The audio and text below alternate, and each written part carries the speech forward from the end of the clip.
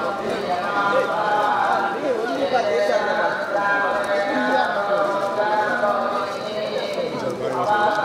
బాగా చాలా గ్రాండ్గా చక్కగా తీసుకున్నారు. మీరు అనుకోవాలి మాకు ఎక్కువ ఇంటర్నెస్ ఉంటుందా సార్ అనుజగండి సార్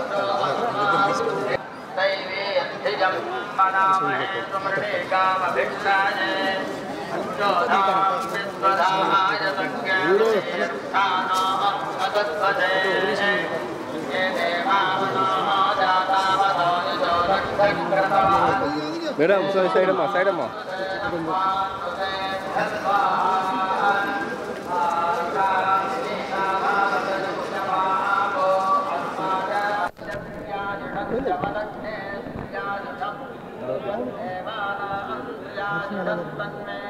చాలా బాగా జరిగింది. టికెట్ ఎన్నికల్లో టికెట్ మీరు పోటీ చేస్తాను కదా, పోటీ చేస్తాను కదా, చాలా మందికి అసంతృప్తి ఉన్నారు టికెట్ లేకుండా. అది ఎవరన్నారు, ఎవరన్నా మీకు ఏదో అనుకుంటా ఉన్నారు, ఎవరికి అసంతృప్తి లేదు. టికెట్లు ఒకళ్ళకి వస్తూ ఉంటాయి, రావు. పరిస్థితులను బట్టి పార్టీ నిర్ణయం తీసుకుంటుంది. ఎవరికి అసంతృప్తి లేదు. ఈ రాష్ట్రంలో జగన్మోహన్ రెడ్డి గారు ఒక కొత్త ఆలోచనలతో భావితరాల భవిష్యత్తు కోసం బ్రహ్మాండం వంటి పరిపాలన చేస్తూ ఉన్నాడు. పార్టీ పరంగా అందరమీ వారి యొక్క అడుగుజాడల్లో వాళ్ళ ఆదేశం మేరకు, ఆయన ఆదేశం మేరకు పనిచేస్తాం. ఆ పార్టీ ఉజ్వలమైన భవిష్యత్తు ఉంది. దాని గురించి ఆలోచించాల్సిన పని లేదు. ఎందుకు భయపడుతున్నాడో చంద్రబాబు లేకపోతే వాళ్ళ టీము నాకు అర్థం కావట్లేదు. టికెట్లు అక్కడ మారుస్తున్నారు, ఇక్కడ మారుస్తున్నారు, వాళ్ళకి లేదు. నీకేం పనయ్యా? నీ ఉద్యోగం నువ్వు చేసుకో, నీ పార్టీ వ్యవహారాలు నువ్వు తేల్చుకో. మా కోసం ఎందుకు? నువ్వు మార్చలేదా? నువ్వెక్కడో తీసుకెళ్ళి పాయకిరాపేట కొవ్వూరులో వాళ్ళని తీసుకొచ్చి తిరువూరులో ఎక్కడెక్కడో నువ్వెక్కడొచ్చావు? నీదే ఊరు? నువ్వు ఎక్కడ పోటీ చేస్తున్నావు? కుప్పంకి నీకు సంబంధం ఏంటి? నీ కొడుకు ఎక్కడ చేస్తున్నాడు? మంగళగిరికి నీ కొడుకు సంబంధం ఏంటి? ఇవన్నీ చేతగాని మాటలు. ఆంధ్రప్రదేశ్ చరిత్రలో నూతన అధ్యాయానికి తెరదీసిన ముఖ్యమంత్రిగా, సామాజిక విప్లవానికి తెరదీసిన ముఖ్యమంత్రిగా, పేద ప్రజల యొక్క గుండె చప్పుడుగా, రైతాంగాన్ని ఖచ్చితంగా గుండెలో పెట్టుకు చూసే వ్యక్తిగా, కులాలతో అతీతంగా రాష్ట్రంలో ప్రతి కులంలో ఉన్న పేదవాడి కోసం ఆలోచించి పనిచేసే ముఖ్యమంత్రిగా ఈరోజు ఈ రాష్ట్రంలో పరిపాలన జరుగుతూ ఉంది. చంద్రబాబు చేయలేకపోయాడు. 14 ఏళ్ళు అవకాశం వచ్చినా చేయక అబద్ధాలు చెప్పి పారిపోయి ఇప్పుడు వచ్చి మళ్ళీ చేస్తారంటే దొంగ అంటే ఇంక మళ్ళీ దొంగని ఎవరు నమ్ముతారంటున్నా. అందుకనే ఇన్ని కుట్రలు కుతంత్రాలు చేస్తూ ఉన్నారు.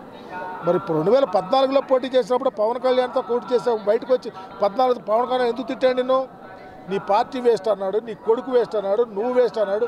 మళ్ళీ కలిసి ఎందుకు కలిచారు? ఏదో లబ్ధి చేకూరింది కాబట్టి. మాకు ఏ పార్టీతో పని లేదు. ఎవరు ఏ పార్టీలో చేరినా ఏమవదు. ఈ రాష్ట్ర చరిత్రలో జగన్మోహన్ రెడ్డి గారిని సువర్ణాక్షరాలతో లిఖించాలి.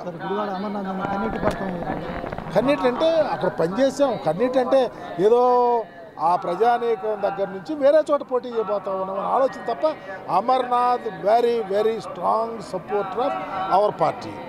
మా నాయకుడు అంటే మాకు భక్తి ఎక్కువ, మా నాయకుడు అంటే మాకు ప్రేమ ఎక్కువ. నాకు కానీ, మా అమర్నాథ్కి కానీ, మా అందరికీ ఈ రాష్ట్రంలో ఉన్న కాంగ్రెస్ పార్టీ, వైఎస్ఆర్ కాంగ్రెస్ పార్టీ జెండా భుజాన వేసుకున్న ప్రతి కార్యకర్తకు అంచెలంచెల విశ్వాసం మా నాయకుడి మీద.